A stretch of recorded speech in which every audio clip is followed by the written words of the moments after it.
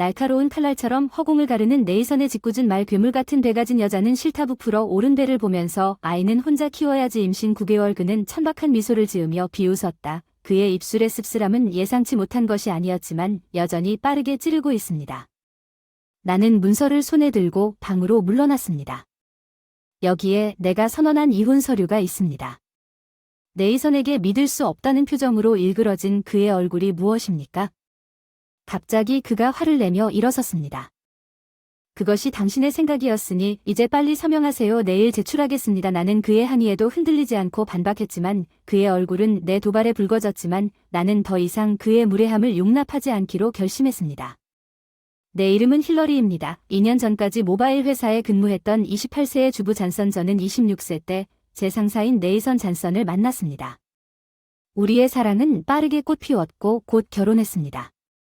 네이선 6년차 때 제 선배는 항상 저를 초보로 잘 인도해 주었습니다. 프리시전과 함께 일하는 날 그의 멘토링에 감사드립니다. 잘하면서 우리 관계가 이렇게 나빠질 것이라고는 상상도 못했습니다. 나는 실제 로맨스보다 만화 캐릭터에 더 반했지만 네이선이 내 삶에 들어왔을 때 사회적 압력으로 인해 파트너를 찾도록 강요당했습니다. 나는 믿고 매우 기뻤습니다. 그는 나의 첫 번째이자 마지막 사랑이 될 것입니다. 동료들 사이에서 그의 인기는 나를 자부심으로 가득 채웠고 다른 사람들의 행운을 기뻐했지만 우리가 결혼 생활을 시작하면서 네이선의 진정한 의도가 나와 결혼한 이후로 드러났습니다. 그 사람이 어느 날 나를 당황하게 했다고 선언했는데 그것은 내가 예상하지 못한 요구였고 내 열망과 충돌했습니다. 나는 이제 네이선의 분노에 직면했을 때 내 자신의 길을 개척하고 싶어 아버지의 추천으로 그 일을 맡았을 뿐입니다. 독립에 대한 나의 주장. 나는 한때 유망했던 우리 연합이 그의 기대의 무게 때문에 무너졌다는 것을 알았습니다. 비록 그것이 내가 한때 사랑했던 남자에게서 떠나는 것을 의미하더라도 나의 자율성을 되찾을 때였습니다. 예고 없이 떠나는 것은 나와 딱 맞지 않았지만 네이선의 묵묵한 압력이 분명한 메시지를 전달했습니다. 문제를 밀지 마십시오. 그래서 마지못해 입을 다물었습니다. 말했어야 했지만 인정합니다. 내일부터 끝났습니다. 출근할 필요가 없습니다. 이 양을 처리하겠습니다. 네이선이 발표를 잡았다고 선언했습니다. 나는 방심해서 모든 일이 갑작스러워서 어지러움을 느꼈습니다. 나는 그 사람을 반대할 수 없었습니다. 그 사람은 직장에서 항상 내 상관이었고 적절한 작별 인사도 없이 직장을 떠났음에도 불구하고 그의 권위는 우리 결혼 생활에 이어졌습니다. 입에 쓴맛이 맴돌았습니다. 나는 결혼 생활을 하려고 결심했습니다. 네이선이 나에게 가사 책임을 맡겼고 나는 그의 기대에 부응하기를 열망했습니다. 나는 헌신적으로 가사 일에 전념하고 식사를 준비하고 그를 기쁘게 하려고 노력했지만 그의 인정 부족으로 인해 나는 떠났습니다. 검증에 굶주린 우리 관계는 남편과 아내의 관계보다 고용주와 역동적인 가사를 담기 시작했습니다. 그래도 나는 그와 결혼한 것이 행운이라고 스스로 확신했고 개인 소득 없이 불만 없이 그의 요구를 계속 충족했습니다. 생존을 위해 그에게 달려갔지만 어느 날 병이 나서 나는 침대에 누워서 일상적인 집안일을 할 수 없게 되었습니다. 네이선의 반응은 예상치 못한 잔인했으며 이해를 보여주기는커녕 내가 인지한 게으름에 대해 질책했습니다. 화가 나서 담요를 걷어차며 그는 비웃으며 일어나서 음식을 만들어요. 나는 내 상태를 설명하려고 노력했지만 그의 경멸적인 반응은 나를 더욱 충격에 빠뜨릴 뿐이었습니다. 그가 아픈 아내에게 집안일을 요구한다는 것은 상상할 수 없는 일이었습니다. 어쩌면 우리의 결혼 생활이 한때 그가 보여주었다고 믿었던 것만큼 순탄하지 않았을 수도 있다는 깨달음이 떠올랐습니다. 결혼 전 이런 행동의 암시 어쩌면 눈치채지 못한 내 탓인지 현실은 감당하기 너무 힘들었다. 나는 집안일을 계속했다. 눈물이 흘렀다. 날이 지나도 건강이 안 좋아지더니 갑자기 깨달아서 생리를 놓쳤어. 서둘러 약국에 가서 임신 테스트기를 샀어. 긍정적인 결과가 나에게 압도적인 기쁨을 안겨줬어. 그날 네이선이 직장에서 돌아왔을 때 자유롭게 흐르는 행복의 눈물 내 영혼이 솟아올랐어. 너 임신했어. 간절히 외쳤는데 그가 도착해서 메스꺼움을 느끼게 하는 술 냄새가 났다. 그의 붉어진 얼굴과 불안정한 문은 실망에도 불구하고 그의 음주 정도를 드러냈다. 나는 저녁을 준비했고 그가 돌아오길 간절히 기다렸고 소식을 전하고 싶어 했지만 네이선의 반응은 내가 바라던 것과는 거리가 멀었다. 어린애한테 무슨 짓을 한 거야? 그는 경멸이 물씬 풍기는 말을 더듬었다. 나는 아이를 원하지 않는다. 그런 냉담한 말을 하면서 스스로 키우게 하면 그는 나를 무시하고 화장실로 향했고 나를 깜짝 놀라게 하고 가슴 아프게 했다. 내가 방금 전에 느꼈던 행복이 지금은 슬픔에 잠겨 있다고 그가 어떻게 이런 식으로 반응할 수 있었는지 알 수 없었습니다. 네이선은 우리 둘 다 아이들이 태어나지 않은 아이를 최악의 아이라고 부르는 것을 듣기를 바랐다는 가정하에 피임에 대해 논의조차 하지 않은 채 그런 감정을 표현한 적이 없었습니다. 이해할 수 없을 정도로 내가 그의 재킷을 걸러갔을 때 주머니에서 뭔가를 발견하고 그것을 꺼내는 종이 조각을 발견했습니다. 처음에는 그것이 영수증이라는 것을 깨달았습니다. 나는 그것이 오늘 밤 모임에서 나온 것이라고 생각했지만 더 자세히 살펴보니 영수증을 스캔했을 때 그들은 얼어붙었습니다. 모텔 이름의 네이선이 나를 사랑했다는 사실을 깨닫고 손이 떨렸습니다. 결혼은 특히 우리가 결혼한 지 1년 조금 넘었는데 사랑을 바탕으로 세워져야 한다고 생각했는데 어떻게 이런 일이 일어날 수 있겠습니까? 너무 오랫동안 로맨스에 대한 환상 때문에 나는 이 가혹한 현실을 받아들이려고 애썼지만 네이선이 바람을 피웠다면 그가 다른 곳에서 진정한 욕망을 추구하는 동안 나는 그에게 편리한 하인이었을 뿐이었다는 것을 설명할 것입니다. 그가 진정으로 나를 사랑한 적이 있었습니까? 아니면 내가 그랬습니까? 끝을 위한 수단일 뿐이라고 의심이 고개를 끄덕이며 메스꺼움을 불러일으키는 것은 이제 피할 수 없을 것 같았습니다. 네이선은 결혼 초기부터 안정을 찾기 위해 비밀리에 자신의 불륜을 추구하면서 나를 이용했을 것입니다. 조각이 제자리에 떨어지기 시작했지만 배신의 고통 그날부터 나는 네이선의 불륜에 대한 증거를 수집하기로 결심했습니다. 그는 입덧을 앓고 있음에도 불구하고 나에 대한 행동이 눈에 띄게 드러났습니다. 그는 일부러 내 근처에서 냄새 나는 음식을 먹거나 내 집안일을 비난하여 반복해서 작업을 다시 시작했습니다. 임신한 몸은 불행의 잔인함을 짊어졌고 네이선의 끊임없는 괴롭힘 속에서 날이 갈수록 내 마음은 무거워졌습니다. 나는 조사에 착수했지만 그의 전화에 대한 그의 끊임없는 경계로 인해 내가 그의 방에 몰래 들어갔을 때에도 어떤 증거도 발견하는 것이 거의 불가능했습니다. 꼼꼼하게 정리된 공간에는 흠잡을 데가 없었습니다. 네이선의 세심한 성격은 작업 책상까지 확장되었습니다. 전화에서 갑자기 아우스위치 호기심이 최고조에 달했어요. 아빠 무슨 일이세요? 일하느라 바쁘지 않나요? 제가 잘 여쭤봤는데 직원들은 잘 지내서 별로 바쁘지 않다고 하더군요. 아버지는 캐나다에 있는 회사의 CEO이신데 항상 에너지가 넘치셨다고 하더군요. 그럼에도 불구하고 가족을 위한 시간이 거의 없는 일로 인해 나는 그의 헌신을 존경했지만 아버지가 충격적인 진실을 밝히기 시작했을 때 왜 갑자기 나를 부르려고 했습니까?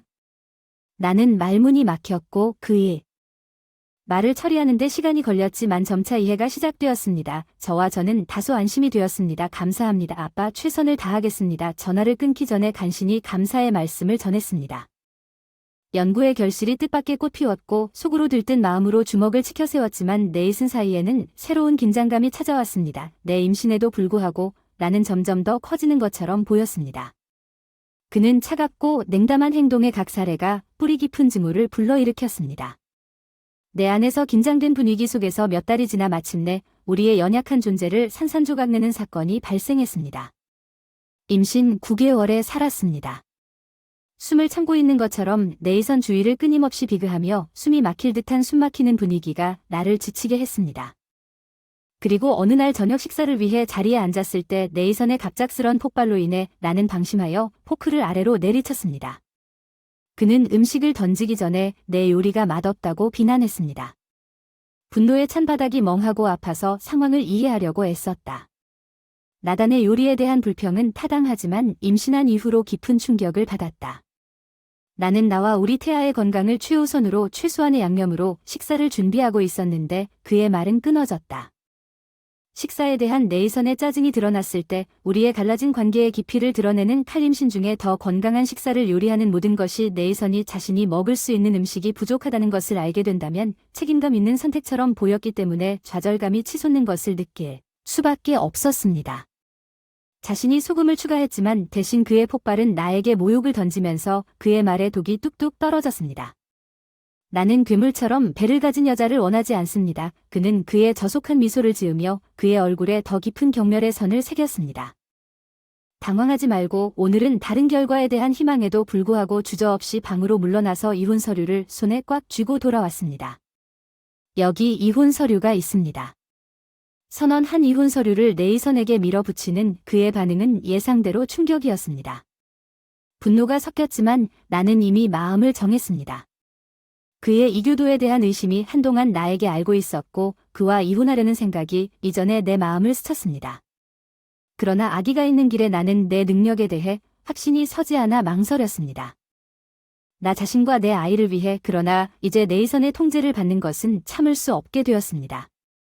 나는 네이선이 화를 내고 이혼 서류에 빈칸을 채울 때 이혼 후에도 나의 독립을 보장하는 백업 계획을 염두에 두었습니다. 나는 남아 있었습니다. 그의 위협만을 단호하게 결심이 굳어졌다.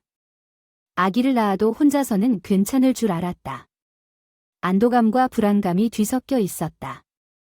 다음날 이혼 서류를 제출하고 캐나다에서 미국으로 돌아오신 부모님과 함께 피난처를 찾아 집을 나섰다. 이보다 더 좋은 시기에 올 수는 없었을 것입니다. 저는 그들의 지원과 네이선이 며칠 동안 만들어낸 유독한 환경에서 벗어날 수 있는 기회에 감사했습니다. 네이선이 저에게 연락을 시도했지만 저는 움직일 때라는 결정을 굳건히 유지했습니다. 내가 너무 오랫동안 견뎌온 통제와 조종에서 벗어나 나와 내 아이를 위한 새로운 삶을 만들기 위해 나는 결국 네이선의 모든 전화를 무시했고 그는 나와 연락을 완전히 중단했습니다. 결국 내가 그에게 별 의미가 없다는 것이 분명해졌습니다. 이제 여주인과 만족감을 느꼈을 것입니다. 어쩌면 그는 재혼까지 고려하고 있을 것입니다. 나는 네이선으로부터 앞으로 나아가기로 결심했습니다. 6개월이 지나서 무사히 아기를 낳았습니다. 이제 부모님과 신생아와 함께하는 행복을 찾습니다. 처음에 네이선이 다시 연락한 내 가족 나는 그의 시도를 무시했지만 끈질긴 전화로 인해 선택의 여지가 없었습니다. 그러나 지금 무엇을 원하십니까? 인사하기 위해 나는 그의 시끄러운 반응에 놀라서 좌절감에 휩싸인 목소리로 물었습니다. 나는 서둘러 더 조용한 방으로 이사했습니다. 근처에 자고 있는 아기 무슨 일이 일어나고 있는 겁니까? 나는 네이선의 갑작스런 폭발에 혼란스러워서 요구했습니다. 그는 계속해서 나에게 TV쇼에 출연한 것과 내가 모르는 부유한 CEO의 딸이라는 신분에 대해 질문했습니다. 그 프로그램은 아버지의 번영을 보여주었습니다. 회사와 우리의 풍요로운 라이프 스타일 네이선이 쇼를 볼 것이라고는 예상하지 못했지만 TV의 도달 범위는 부인할 수 없습니다. 내가 $2,900만 물려받았다는 것을 언급하는 것을 잊었습니다. 네이선이 자신의 새로운 지식을 무심코 공개했습니다. 이계 씨와 아버지의 고급 공개가 나에게 재정 보증을 제공했습니다. 당당하게 이혼 절차를 진행하기 위해 네이선은 자신의 상속 몫을 요구했지만 나는 그에게 부모 증여는 재산 분배 및 이혼 합의에서 제외된다는 점을 상기시켰습니다. 또한 결혼 전에 데이트를 시작한 현재 아내에 대한 불신앙을 포함하여 자신의 범법을 지적했습니다. 네이선은 아버지의 폭로를 통해 얻은 내 지식의 정도를 깨달았을 때 충격을 받았습니다. 그 순간 네이선의 의도가 오로지 탐욕에 의해 주도되었다는 것이 분명해졌고 아버지 없이 앞으로 나아가겠다는 나의 결심이 더욱 확고해졌습니다. 마침내 내가 우위를 점했다고 생각하십니까? 나는 내 아버지가 당신 회사에 커넥션을 가지고 있다는 것을 알지 못했을 것입니다. 그중 한 명이 나에게 당신의 사건에 대해 알려주었습니다. 나는 침착하게 내 입장을 고수하고 있음을 밝혔습니다. 네이선은 내가 고의로 임신하고 가사 업무를 소홀히 했다고 비난하면서 나에게 책임을 전가하려고 시도하면서 불신이 뚜렷했습니다. 네이선의 근거 없는 비난을 듣고 좌절감이 더욱 커졌습니다. 그 자신의 무분별한 행동에 대해 사과도 없이 그의 비난을 받는 것은 믿을 수 없는 일이었습니다. 그 순간 나는 그를 떠나기로 한 결정을 재확인했습니다. 그를 떠나는 것이 옳다고 진심으로 느꼈습니다. 아내의 소비 습관과 늘어나는 빚으로 인한 경제적 어려움을 언급하면서 머시를 향한 네이선의 간절한 간청을 해결한 것은 인연을 완전히 끊겠다는 나의 결심을 더욱 굳건하게 만들었습니다. 그런 불합리한 사람과 다시는 거래하고 싶지 않습니다. 나는 통화를 끝내고 그의 전화번호를 차단하기 전에 단호하게 선언했습니다.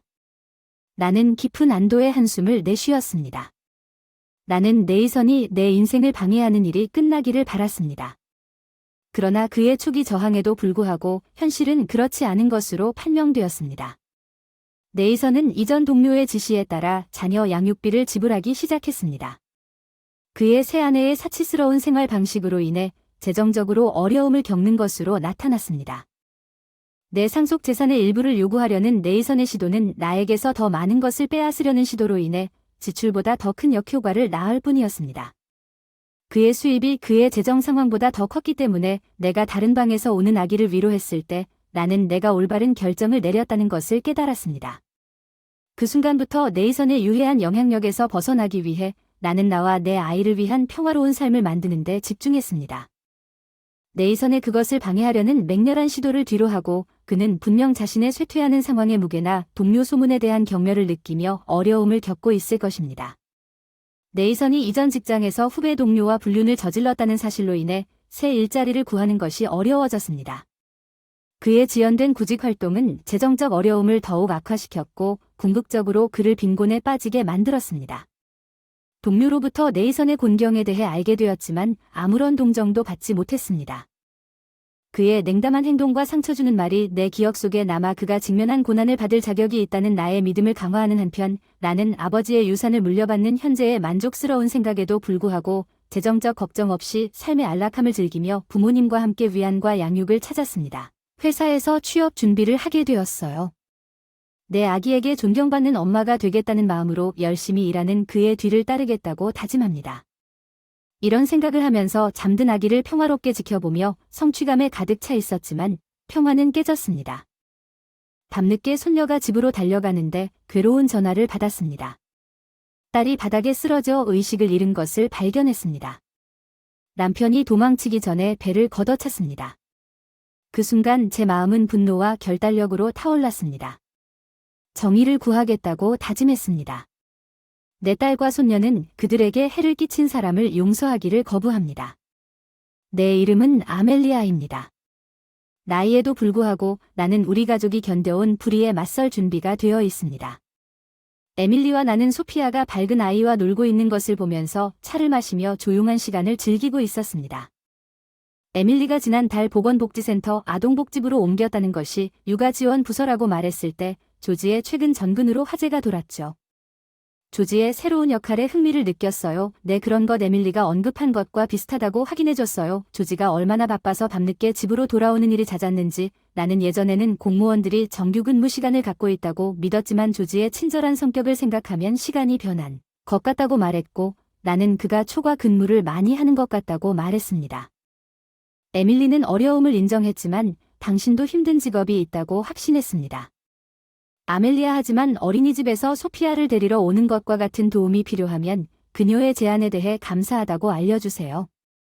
그녀가 소피아의 손을 잡고 떠날 때 나는 작별 인사를 했습니다. 그러나 그 대화가 끝난 후 에밀리의 방문 횟수가 적어지고 걱정에도 불구하고 바빠서 부재 중이라 미안하다는 문자가 간헐적으로 옵니다. 쇼핑을 하던 중 그들이 언젠가는 평화롭고 행복하게 살기를 바라면서 그들의 생활에 간섭하지 않았습니다. 업무 관련 소풍에 대한 에멀리의 언급, 나는 그가 근무 중이라고 생각하고 약 한 달 후 일요일에 마음속으로 그를 기원했습니다. 나는 에멀리를 깜짝 방문하기로 결정했지만 기다렸음에도 불구하고 걱정되는 응답이 없었습니다.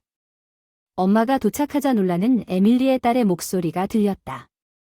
무슨 일인지 소피아의 목소리가 인터콤을 통해 울렸다. 내가 근처에 있어서 에밀리를 만나고 싶다고 설명했지만 에밀리는 머뭇거리는 것 같았고 갑자기 조지의 목소리가 대화에 끼어 잠시 후에 방문해도 괜찮다고 확인했다. 마침내 문이 열리고 내 앞에 놀라운 광경이 드러났다. 에밀리는 3개월 전보다 눈에 띄게 말랐다. 걱정스러운 나는 억지로 미소를 지으며 체중 감량에 대해 언급하지 않을 수 없었다. 그녀는 자신이 뭔가 이상하다는 것을 느끼며 다이어트 중이라고 설명했다. 내가 그들의 거실에 들어서자 미스 조지가 친절하게 나에게 슬리퍼를 건넸다. 소피아의 활기 넘치는 인사는 내 마음을 따뜻하게 했고 그녀는 우리가 노는 동안 나를 열심히 그녀 쪽으로 끌어당겨 놀았다. 나는 에밀리와 조지와 아무렇지도 않은 대화를 나눴지만 소피아가 우연히 실수로 물을 쏟았을 때 우리의 편안한 분위기는 깨졌다. 소피아가 다치지 않았는지 확인하기 위해 응원하면서 받은 미지근한 커피, 그녀의 팔에 고통스러워 보이는 멍이 있는 것을 보고 깜짝 놀랐지만 에밀리는 겨울왕국이 대답할 수 없는 것 같았고 그녀는 그것을 주장하는 사소한 사건으로 무시했습니다. 심각하지 않았고 더 이상 아프지도 않았다. 그들의 확신에 안심했다. 에밀리가 소피아에게 옷을 갈아입으러 갔을 때 나는 그들의 말을 믿었다. 그들은 예상보다 오래 머물렀다. 조지는 그들을 확인하러 갔고 그들이 돌아왔을 때 그들은 곧 나갈 계획을 발표했다. 침입자처럼 나는 예상치 못한 방문에 대해 사과하고 그들에게 작별 인사를 했습니다. 몇 주 후 한밤중에 전화가 울렸습니다. 소피아의 눈물 어린 목소리가 도와달라고 간청했습니다. 끔찍한 진실을 밝히기 위해 에밀리는 거실에 의식을 잃은 채 누워 있었고 조지는 당황한 흔적이 없었습니다. 나는 지시했습니다. 소피아는 문을 열고 도착하자마자 집으로 달려갔습니다. 나는 에밀리가 쓰러진 것을 발견했고 소피아는 떨리는 손으로 그녀 옆에서 흐느끼고 있었습니다. 우리가 안으로 탔을 때 구급차를 부르려고 전화를 걸었습니다. 병원에 도착하는 순간마다 긴장감이 뚜렷했고 불안감이 고조되었습니다. 딸의 안전을 위해 기도하는 동안 심장이 뛰었다. 나는 소피아가 일어난 일을 이야기하기 시작하면서 그녀의 등을 부드럽게 쓰다듬으며 위로했다. 내가 깨어났을 때 아빠는 싸우고 있었다. 소피아는 감정으로 떨리는 자신의 목소리를 설명했다. 아빠는 엄마에게 소리를 지르고 있었다. 내가 그녀를 도우려고 했을 때 그녀의 말이 번개처럼 나에게 화를 냈다. 에밀리와 소피아는 내가 깨달은 것보다 조지로부터의 학대를 더 자주 견뎌온 것 같았다.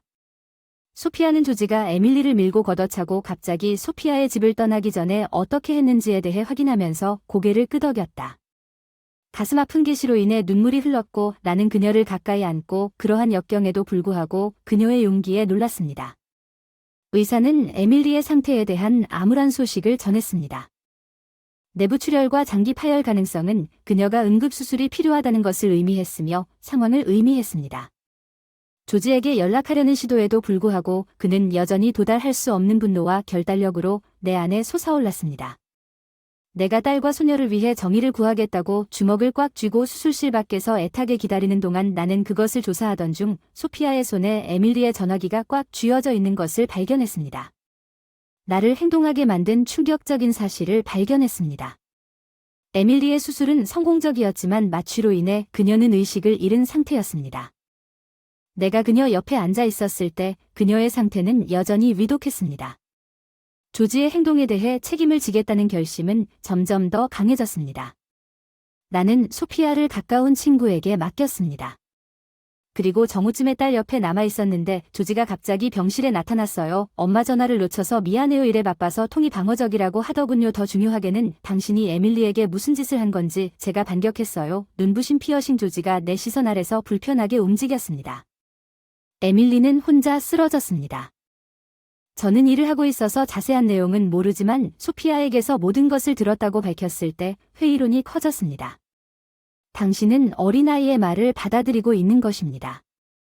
저를 거짓 고발하지 마세요. 조지가 자신의 결백을 유지하려고 반박했습니다. 저는 좌절하고 이를 물었습니다. 당신이 직업에 대해 거짓을 말하고 있습니까? 당신이 만나고 있는 여자를 방문했습니까? 아니면 그의 짜증이 퓨리로 확대되지 않았습니까? 당신이 감히 나를 비난하는 것이 무엇입니까? 나는 가족을 위해 늦은 시간에 일하는 동안 에밀리의 전화화면을 그 앞에 밀어 그의 혼외정사의 증거를 보여주었습니다. 그는 공식적인 차량에서 젊은 여성을 껴안고 호텔 안으로 들어갔습니다. 그날 일찍 시내에서 그 여자를 보았습니다. 그녀는 심지어 탐정회사에 돈을 빌려서 찾기도 했습니다. 불륜의 증거나는 분노와 후회로 목소리가 떨렸다고 말했다. 에밀리의 일기장은 오늘 마침내 가장 최근 항목에서 모든 증거를 모았다고 말했다. 이혼에 대해 논의할 것이다. 조지는 더 이상 변명을 할 수 없어서 땀을 많이 흘리기 시작했다. 아니 이건 오해야. 걔가 부끄러움을 터뜨렸어. 내가 소리쳤어. 무슨 소리야. 그 사람에 대한 오해가 뭐야? 분노 안에 아내와 아이에게 상처를 입히고 직장에서 바람을 피웠을 때 무슨 생각을 했는지. 조지는 다시 차분한 몸짓으로 시선을 움직였다. 제발 우리 둘 모두를 위해 평화를 누리자. 이 문제를 조용히 해결하자. 나는 직장을 잃었고 이 일이 밝혀지면 소피아에게 무슨 일이 일어날지 누가 알겠는가. 당신도 이해하리라 생각합니다. 이미 너무 늦지 않았습니까? 나는 반격했습니다. 나는 당신의 사건과 당신이 어떻게 에밀리와 소피아에게 상처를 입혔는지 등의 증거와 함께 모든 것을 당신의 직장에 보고했습니다. 그들에 따른 조지가 폭력적으로 행동하는 오디오를 캡처했으며 불륜에 대한 비디오 증거 외에도 모든 것을 하나의 이메일에 담아 그의 직장 주소로 전달했습니다. 나를 놀라게 하려고 이런 식으로 행동하는 것이 어떤 영향을 미치는지 알고 있군요. 조지는 모두가 불행할 것이라고 말했습니다. 나는 그에게 냉담한 표정을 지었습니다. 조지는 도움이 필요한 어머니와 아이들을 돕는 보건복지센터, 아동복지부의 목표가 아닙니다. 그들에게 실제 있었던 일을 묻는 게 뭐가 문제지? 조지는 무슨 말을 해야 할지 몰랐다. 갑자기 전화벨이 울렸다. 전화를 받자 얼굴이 창백해지고 달아났다. 무언가를 속삭이고 전화를 끊었을 때 화난 듯 으르렁거렸다. 나는 내 상사와 마주쳤다. 됐어. 조지 할머니가 나에게 더 가까이 다가왔어. 그 사악한 표정이 무서워서 이번에는 그를 내 길에서 밀쳤어. 나도 에밀리의 진단서가 있어. 심각한 부상 준비 경찰에 신고할 거야. 경찰. 조지는 충분히 콧방귀를 뀌었다. 그 노파는 나에게 충혈된 표정을 지었지만 바로 그때 에밀리가 깨어나서 거친 목소리로 말했어요. 이혼을 신청하자. 조지. 소피아는 내가 키울 거예요. 소란이 병원 직원을 끌어들였고 내가 그들에게 모든 것을 준 후 서둘러 방 안으로 들어왔습니다. 조지가 나를 공격하려 했으나 경찰이 그를 데려가는 동안 병원 직원들이 그를 막았습니다. 회복 후 남은 이야기. 에밀리는 조지와 이혼할 수 있었습니다. 그녀는 전 남편과 그의 애인에게 손해배상 소송을 제기했습니다. 조지는 체포되었습니다. 경찰은 에밀리와 소피아 조지를 폭행한 혐의로 기소되었으며 그의 나쁜 직업 윤리로 인해 이미 정직을 당했습니다. 내시엘에 연루를 추가하여 그에 대한 재판이 아직 진행 중이라고 주장합니다. 그의 사악한 행동으로 인해 유죄 판결을 받으면 해고될 수 있다고 그의 친구들은 보입니다. 직장에서 불륜이 알려지면서 마지막 가족이 그를 버렸습니다. 호르헤의 여주인은 휴가를 내고 재산 분할의 승자인 에밀리가 대출금을 갚은 후 마침내 그만두었습니다. 그녀와 소피아는 우리 가족의 집으로 다시 이사했습니다. 시끄럽지만 함께 사는 것은 행복합니다. 생기발랄한 손녀와 천천히 미소 짓는 딸 소피아가 성장하는 모습이 너무 기대되고 앞으로도 즐거운 삶을 살길 바라는 마음으로 설레는 마음으로 남편의 생일에 케이크 가게에 갔습니다. 남편의 생일을 축하하면 그럴 줄 알았습니다. 그는 매우 기뻐했지만 케이크 가게에서 배우자가 모르는 여자와 함께 케이크를 즐겁게 선택하는 것을 목격했습니다. 더 이상 거기 머물 수 없어서 남편의 휴대폰으로 연락해야 했습니다. 지금 어디 있느냐고 대답했습니다. 나는 딸과 함께 산책하러 갑니다. 나는 그 바로 뒤에 있었는데 그 사람은 그것을 모르고 있었습니다. 그래서 그에게 마지막 생일 선물과 제한된 에드 케이크를 주기로 결정했습니다. 제 이름은 에멀리 잔선이고 저는 파트타임으로 일하고 있습니다. 주부이고 저는 32살입니다. 톰 4살 된 남편과 저는 8년 동안 함께 했습니다. 우리 딸 캐서린은 거의 4살이 되었습니다. 저는 고등학교 2학년 때 아르바이트에서 톰을 만났습니다. 학교 내 프러포즈를 받아들일 때 나보다 어른스러워 보였던 대학생 선배에게 반한 마음이 있었다. 7년 사귄 후 좋아하게 된 게 진심으로 기뻤다. 그 밖에도 결혼 전 우리 부모님과 가족 환경. 톰은 대학 졸업부터 직장을 다니고 결혼 후 승진의 부서장을 하게 됐어요. 나는 주부가 됐어요. 우리 딸이 바로 태어나진 않았지만 그렇게 보여주네요. 톰의 생일이 유치원에 입학하고 매월 생일 축하 행사 때문에 생일에 호기심이 생긴 우리 딸. 옆에 그려졌을 때 우리가 행복한 대가족이 된 것 같은 느낌이 들었습니다. 어느 날 엄마는 일요일에 아빠의 생일이 아닙니다. 정말 캐서린이군요. 알고 계셨나요? 네, 아버지께 여쭤봤어요. 엄마저도 당신의 생일을 알고 있어요. 아, 정말 아빠 생일을 축하하지 않을 건가요? 남편과 저는 아이가 태어난 이후로 성대한 생일 축하를 한 적이 없습니다. 생일 축하한다고 말하고 그 사람이나 내가 가장 좋아하는 저녁, 식사를 준비하는 것이 우리가 할 수 있는 최선일 것입니다. 특히 탐의 생일이 우리 딸들과 가까워서 케이크 만들기를 중단했습니다. 우리 딸이 우리가 함께 축하하자고 제안했고 그것은 그렇게 될 것입니다. 오랜만에 생일을 제대로 축하하면 좋겠다는 생각이 들어서 내 반응을 기대하고 있는 우리 딸을 보며 신나게 웃었다. 그럼 아빠 생신 파티를 할까 말까? 내 아빠는 다행히 올해 생일은 괜찮을 거라 믿는다. 일요일에 생일 축하를 현지 시댁에 모이는 걸 고려해서 시댁에 전화해서 생일 축하 소식을 알렸을 때 시어머니가 기뻐서 소리치고는 말하지 않고 깜짝 축하하자고 생각했다. 시댁, 딸들과 주제에 대해 이야기를 나눈 후 남편의 생일 파티를 계획했습니다. 드디어 일요일이 왔습니다. 생일 축하 준비는 약간의 거실 장식과 예약한 케이크 반납만으로 끝이 났습니다.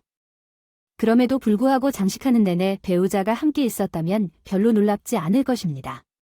남편이 딸의 손을 잡고 다가와서 그러는데 저는 날씨가 너무 좋다는 생각을 별로 해본 적이 없어서 어떻게 해야 할지 고민하고 있었습니다. 캐서린이랑 잠깐 데이트할 생각인데 진심인가요? 어제까지 바쁘게 보였지만 오늘은 아르바이트가 없으니까 긴장을 풀어도 괜찮을까요? 우리도 점심 먹으러 나가겠습니다. 내 딸이 나를 걱정했던 생일 축하에 대한 세부 사항을 공개한 것 같지는 않았습니다. 나는 딸이 나를 얼마나 사랑했는지 깨닫고 안도했고 내가 생일 축하 준비를 할 수 있다고 믿었습니다. 친절하게 캐서린을 돌봐주세요. 알겠습니다. 엄마 저는 밖에 나가려고 해요. 헤어진 뒤 바로 방을 꾸미고 데이트 때 예약해 두었던 남편과 특설 매장 중 하나인 케이크 가게로 가기로 했어요. 생일 케이크 평소 과자를 별로 안 좋아하는 남편이 이 케이크는 정말 맛있게 먹네요. 줄맨 끝에 서서 매장 안에 기분 좋은 향이 멍하니 구경했어요. 쇼케이스에 있는 케이크들이 비비드하게 진열되어 있어서 보는 재미가 쏠쏠했어요. 하지만 다른 많은 사람들은 내 차례가 한참 남았을 거라 생각하지 못한 채 계속 쳐다보고 있었다. 휴대폰을 보다가 시어머니가 보낸 메시지를 발견했다. 익숙한 소리가 들리면 열어보려 했다. 목소리가 들리자 나는 그들을 향해 돌아섰고 거기에는 남편 톰이 전시장 앞에서 낯선 여자와 어깨를 맞대고 있었다. 그와 함께 있었어야 할 우리 딸은 어디에도 없었고 전시장에서도 그녀를 찾을 수 없었다. 근처에 어떻게 그녀가 어디에 있을 수 있니? 나는 줄에서 그녀를 찾기 위해 몸을 돌리기 직전에 그들이 다시 이야기하는 것을 들었습니다. 탐은 무엇을 추천합니까? 딸이 그렇게 태평하게 행동하는 것을 보고 딸의 안전에 대해 걱정하기 시작했는지 잘 모르겠습니다. 내가 그 사람을 만나기로 결심했을 때 다른 여자가 내 전화가 울렸다. 에미에게 전화한 사람은 시어머니였다. 안녕하세요. 쇼케이스 앞에서 아직도 서로 애인 이야기를 하고 있었는데 다른 것도 먹어보고 싶어요. 카렌 괜찮나요? 내 사랑스러운 카렌이 원하면 오늘은 달콤한 케이크를 먹어볼까 생각나네요. 여기 왔을 때 나와 함께 그는 나에게 그런 말을 한 적이 없습니다. 나는 그들을 유심히 관찰한 후 전화를 하기로 했습니다. 그는 전화를 보자마자 소리를 질렀습니다. 미안 내 아내. 이야 그거 우리 생일이야. 그녀는 단순히 방인식이 부족합니다. 나는 그의 머뭇거리는 태도에 진심으로 사과드립니다. 그 사람이 더 이상 나를 사랑하지 않는다는 걸 확실히 알았어요. 내가 그들에게 다가가서 전화를 받을 때 그들이 말하는 소리가 들렸어요. 무슨 일이에요? 안녕하세요. 지금 어디 계시나요? 캐서린이랑 산책하러 간다고 했죠. 그렇죠? 캐서린과 함께 계시다는 게 이해가 되네요.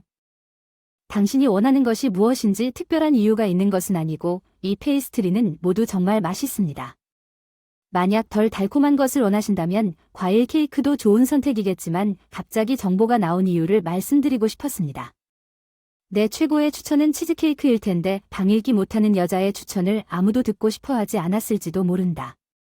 전화로만 얘기한 게 아니라 뒤에서 직접 말을 걸자 배우자가 깜짝 놀라 스마트폰을 떨어뜨렸다. 깨진 화면을 봤는데 여기까지 온 건 내 대사여야 하는데 이 여자 누구야? 소개 좀 해주세요. 내 아내와 여자 둘 다 너무 흥분해서 대조적으로 이 여자는 부하라 자리를 비운 척하면서 자리를 잡았습니다. 어머니와 함께 떠난 우리 딸과 함께 산책하러 케이크를 나누기 위해 부하 직원을 여기로 데려왔죠. 그녀는 지도가 필요해서 캐서린을 데리고 올 수 없었습니다. 지금 막 생일이라고 하셨죠? 글쎄요. 오늘이 매니저 생일이라고 해서 더 농담이었어. 내겐 이 모든 게 농담처럼 느껴졌어. 벙어리 두 사람을 노려본 뒤 시어머니에게 전화를 걸어 시아버지께 맡겼어. 급히 케이크 가게로 달려간 사람 다시 줄을 서다 사기꾼의 생일 축하는 더 이상 걱정할 일이 아니었지만 구매한 케이크를 반납할 수 없어서 케이크를 받고 바로 집으로 가기로 결정. 배우자와 여자는 거실에 바르게 앉아 있었는데 시어머니가 딸과 함께 산책을 하러 가신 화사한 장식에도 불구하고 표정이 창백하네요. 시댁을 너무 화나게 해서 카렌이군요. 이런 이야기를 할 수 있는 자리는 그 사람이 당신을 실제로 책임지고 있다는 것이 아닙니다. 하지만 이것은 단순한 관리자 부하를 넘어서는 것입니다. 다이나믹한가요? 제가 케이크 가게에서 봤는데 당신의 두 가지 선호도가 무엇인지 봤다는 뜻이 이해가 되지 않나요? 그리고 내가 말했을 때 캐런이 시선을 높였습니다. 그 사람과 이혼해주세요. 죄송합니다. 우리가 무엇을 하고 싶은지 물으셨다고 이해합니다. 탐은 내가 결혼하고 싶은 남자입니다. 나는 캐서린을 시아버지로 삼을 준비가 되었습니다. 그리고 나 둘 다 캐런 말에 동조한다. 무슨 주제냐. 디스크거싱. 이혼을 요구하면 안 된다고. 정말 내가 소중한 내 딸을 모르는 사람에게 맡길 거라고 생각하는데 톰과 내 딸이 나갈 시간을 내지 않고 있니? 그리고 즐기세요. 더 이상 사랑이 없더라도 톰의 돈을 원하기 때문에 이혼하고 싶지 않은 것뿐입니다. 그렇지 않습니까? 남편이 그렇다고 말했습니까? 그게 그가 나와 결혼하고 싶은 마음을 표현한 이유를 설명합니다.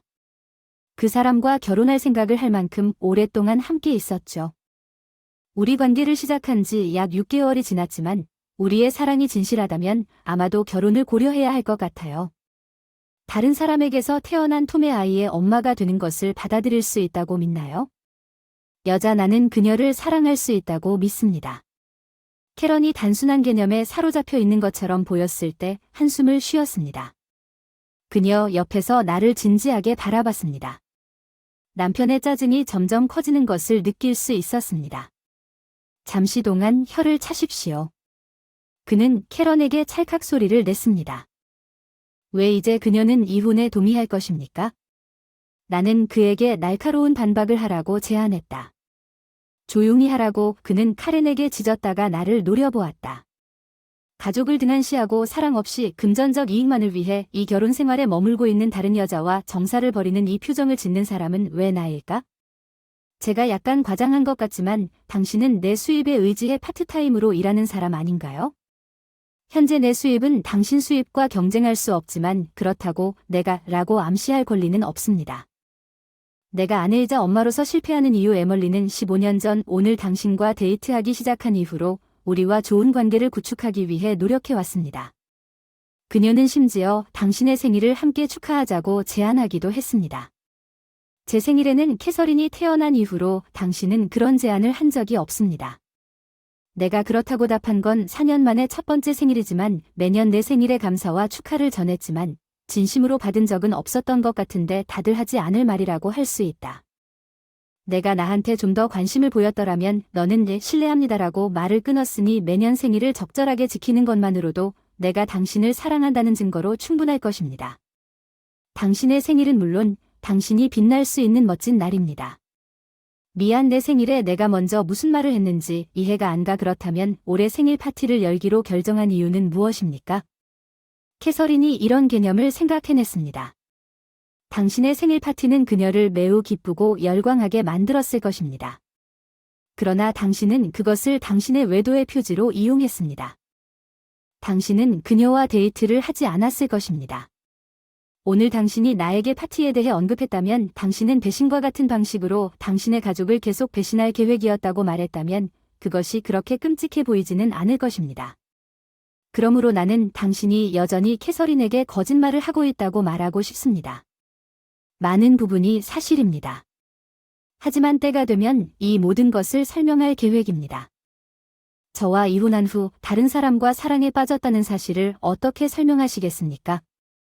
아니면 제가 집과 아이들을 돌보지 않았다고 주장하시겠습니까?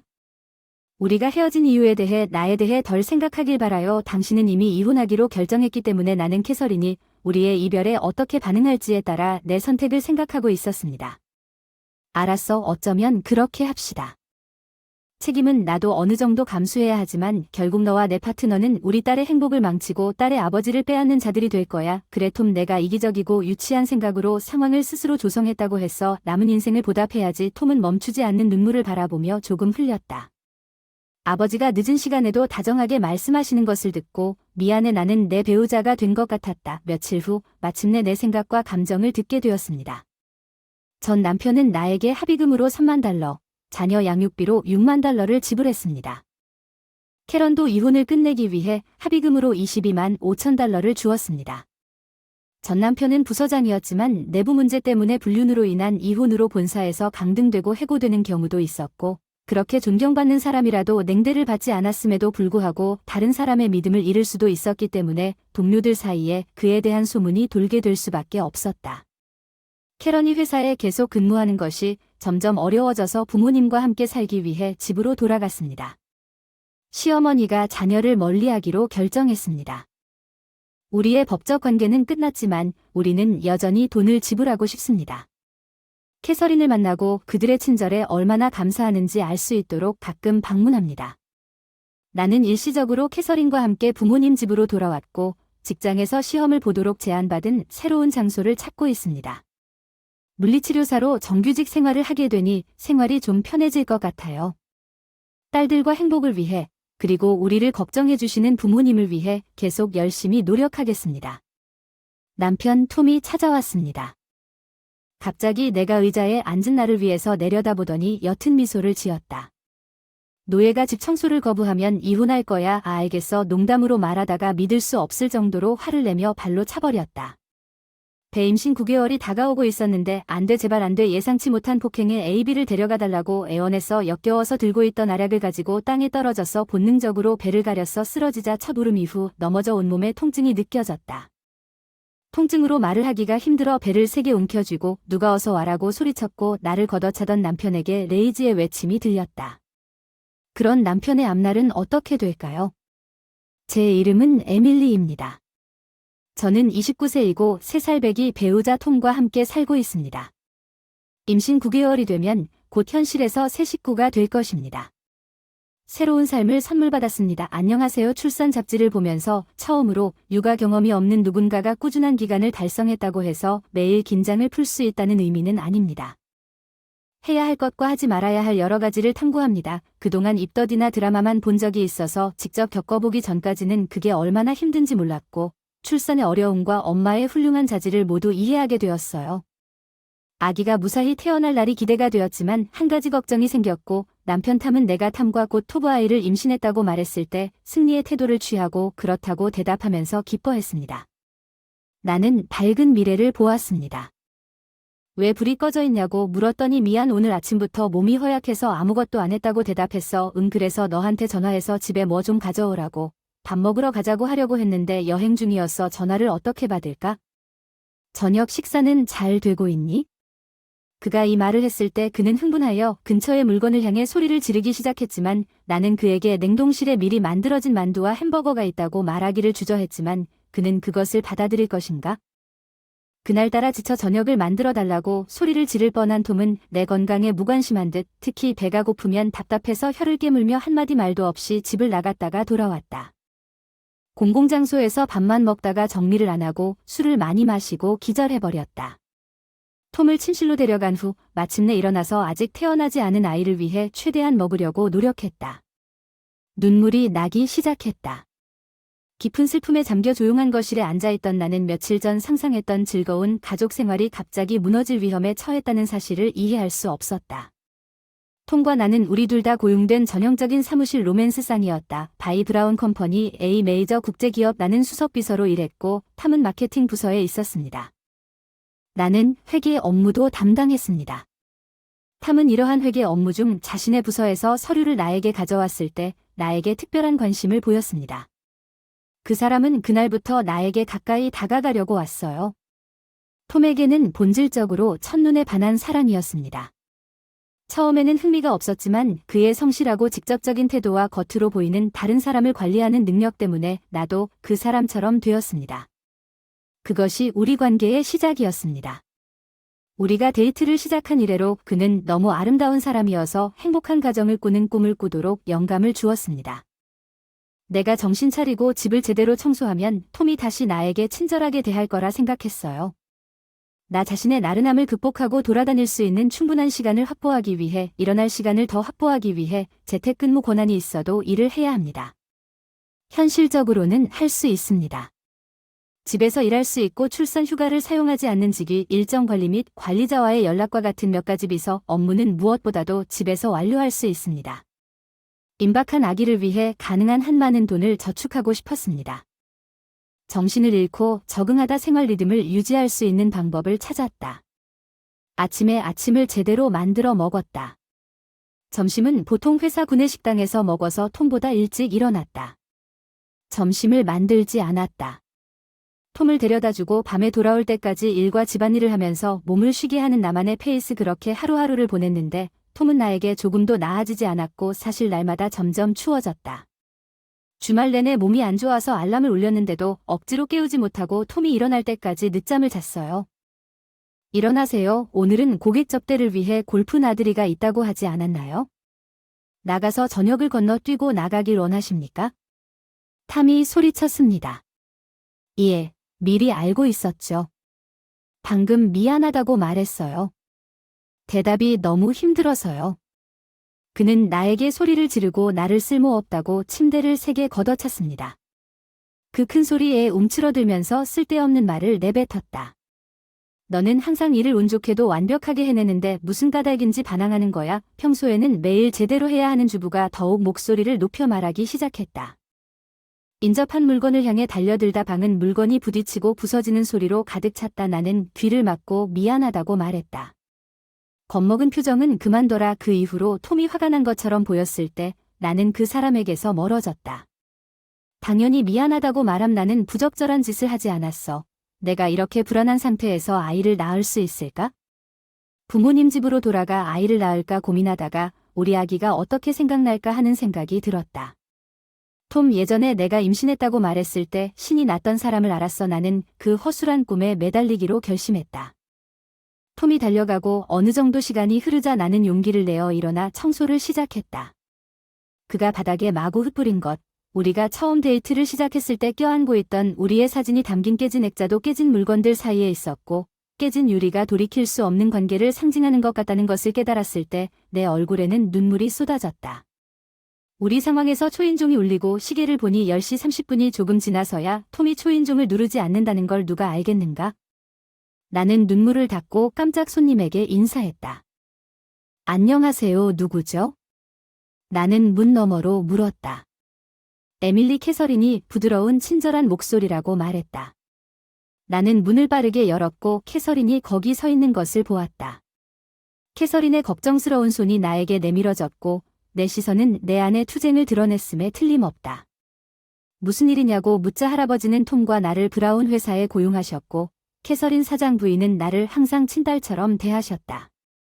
나는 대통령이 되기 전에 대통령 관저에 찾아가곤 했다. 요리 기술을 익히기 위해 임신 중이었던 캐스런은 요리 강사였던 것 같습니다. 요리 예술에 대한 나의 열정 때문에 그녀는 나를 그녀의 날개 아래로 데려갔습니다. 캐서린은 이번 방문 전까지 내 아파트에 가본 적이 없었던 것 같습니다. 나는 그녀에게 모든 것을 이야기했습니다. 탐은 바뀌었고 방의 분위기는 상황이 얼마나 심각한지를 나타내는 것처럼 보였습니다. 캐서린은 이것이 일반적인 문제가 아니라는 것을 알고 있었습니다. 탐에게 남편과 논의한 적이 있습니까? 그녀는 부드럽게 물었습니다. 나는 우리 둘 사이에 악수를 했습니다. 그리고 나는 톰의 기준에 미치지 못한 것에 대해 내 책임이 있다고 생각합니다. 나는 엄마가 된 적이 없기 때문에 뜨겁게 말할 수는 없지만 그렇게 멋진 삶을 살게 된 에밀리를 이런 식으로 대하는 것이 잔인하다는 것을 몰랐습니다. 그녀는 저를 대신해 톰이 집에서 그런 식으로 행동하면 회사에서 어떤 사람이 될지 상상할 수 없다고 말하면서 톰의 행동은 임신 때문만이 아니라 근본적인 성격 문제로 인해 발생한 것일 수도 있다고 말했습니다.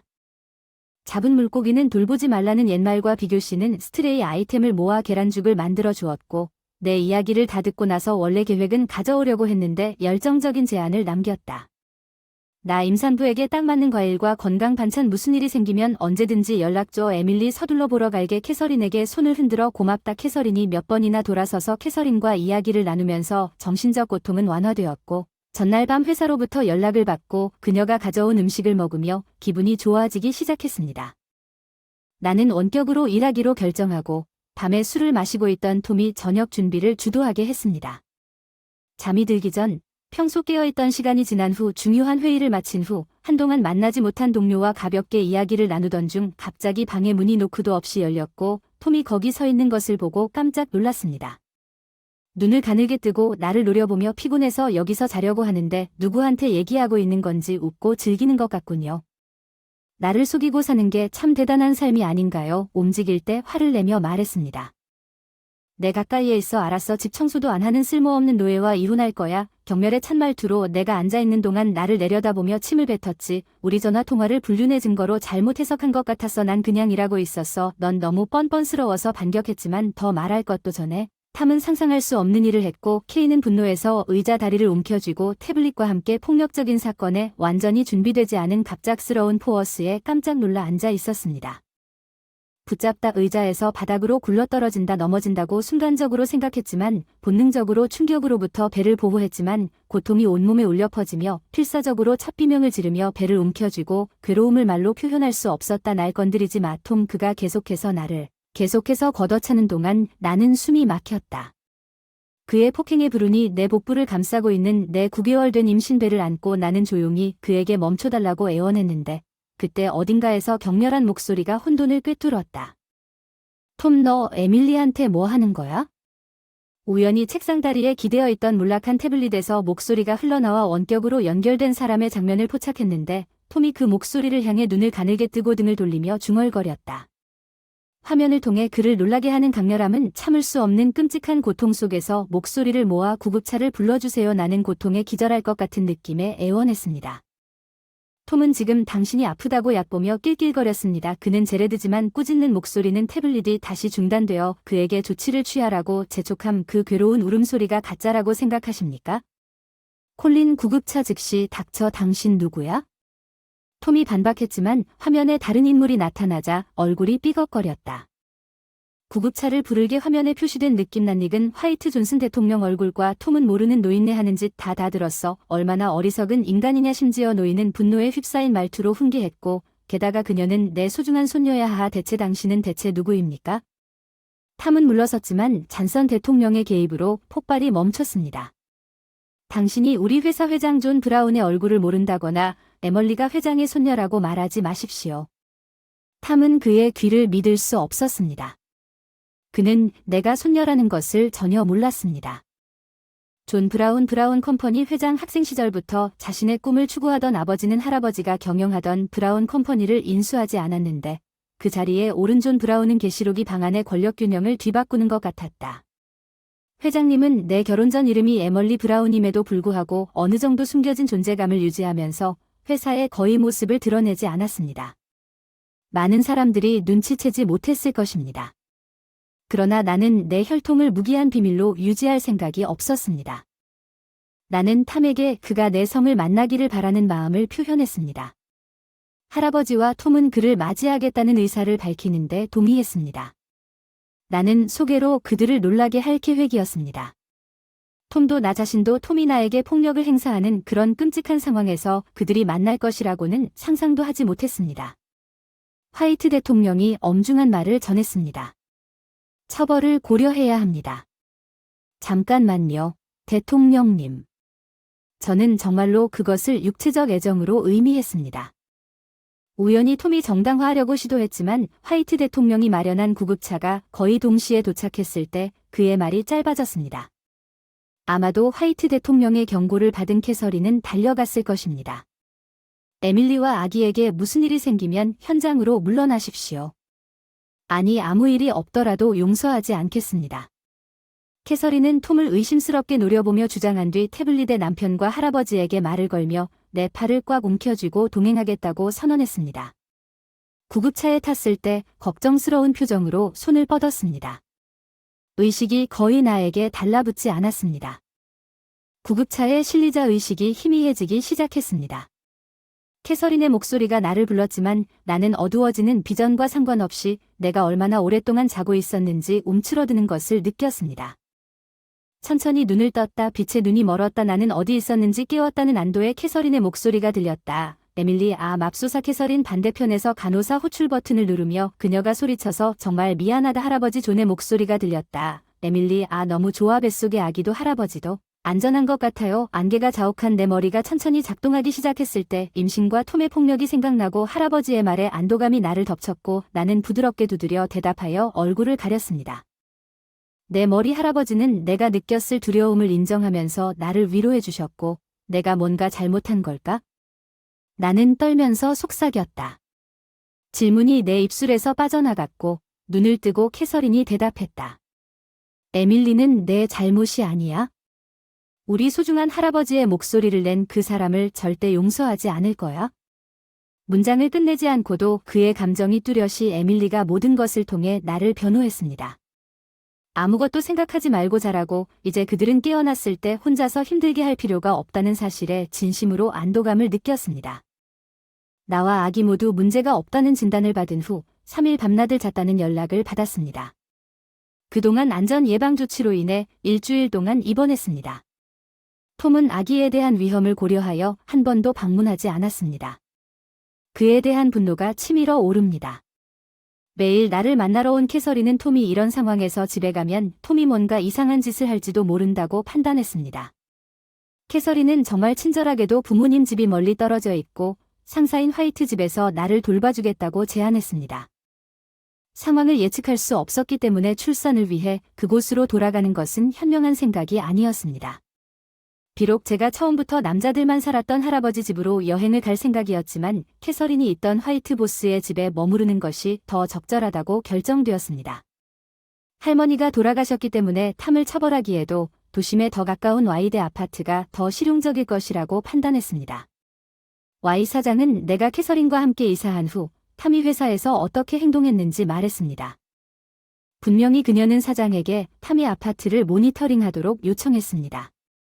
내가 캐서린에게 털어놓은 그날 밤의 행동에 대해 대통령은 직속 상사와 동료들에게 톰의 전형적인 행동에 대한 보고를 명령함으로써 대응했다. 에밀리는 아무 생각도 없는 것 같았다. 캐스런은 내가 구급차에 실려간 이후로 나에게 한 번도 말을 하지 않았던 탐은 내가 자신에게 잘못을 저질렀다는 것을 깨닫고 도망쳤다고 믿는 것 같았습니다.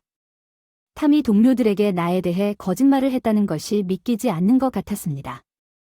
그를 속이는 것에 대해 기분이 좋지 않았고 그와의 연락을 끊었습니다.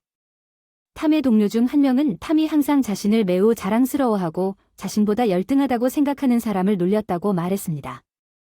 그는 부하 직원을 끔찍하게 괴롭히고 놀렸습니다. 그 사람은 그가 나에게 접근한 유일한 이유는 내가 당시 회사에서 가장 사랑받는 여직원이었고 나와 결혼하면 나를 노예로 삼을 것이기 때문이라고 주장했습니다. 톰이 나를 바보처럼 놀았다고 느꼈습니다. 좋은 사람을 만나서 얼마나 기뻤는지 생각하면 정말 안타깝습니다. 단지 잡은 물고기에게 먹이를 주지 않아서 그런 것이 아닙니다. 캐서린의 성격을 고려했을 때 말하면서 태도가 매우 불행했습니다. 외부 일을 한 적이 있는지 궁금합니다. 그리고 그게 사실일 수도 있어. 우리는 이것을 조사해야 해요. 캐서린은 화이트 대통령과 눈을 교환하면서 고개를 끄덕였습니다. 여기서 기다리세요. 그녀는 방 뒤쪽으로 가기 전에 제게 어깨를 살짝 만져주면서 제게 명함을 주었습니다. 5분도 안 돼서 돌아왔어. 내가 물어본 카드를 검토하는 게 뭐야. 그는 내 이야기를 주에 깊게 들어줄 의향이 있으니 그에게 상담해보는 게 어때? 캐서린이 추천했어. 내가 떨어지자마자 캐서린이 나에게 준 명함이 변호사에게서 온 것임을 알았어. 내가 물었을 때 나는 할아버지가 능숙한 변호사라고 말하면서 그것을 캐서린에게 주었다는 것을 발견했습니다. 나의 할아버지는 나를 캐서린에게 맡겼고 현재 미국을 방문하는 해외에서 오래된 상업 파트너의 도착을 처리하고 있었습니다. 캐서린은 의장이 지금 당장은 옆에 있을 수 없더라도 인내심을 갖고 최선을 다하라고 말한 것에 대해 매우 우려하고 있다는 점을 분명히 밝혀두며 그는 그 메시지가 내 할아버지처럼 들리는 것으로 이해되기를 원했습니다. 엄격하고 가족 문제보다 직장과 사업 동료에게 우선권을 주었습니다. 할아버지의 딸로서 어렸을 때부터 그를 보았습니다. 학생이었을 때 그의 엄격한 직업 윤리로 인해 때때로 그가 차갑다는 생각이 들었음에도 불구하고 나는 항상 그를 좋아했습니다. 탐과 함께 화해하고 나의 미래 입장에 대해 명확한 결정을 내리기로 결정했습니다. 비록 그와 같은 할아버지의 지혜에 대한 믿음을 갖고 있었지만 변호사에게 다른 여러 가지 문제를 살펴보게 했을 때 한 가지 일이 다른 일로 이어졌습니다. 그가 정말로 누구였는지 처음에는 나를 불륜으로 비난하고 나를 최악의 아내라고 폄하했던 톰이 떠나기 전에 여러 차례 혼외 관계를 가졌다는 사실이 밝혀졌습니다. 냉정하게 말투로 말했잖아.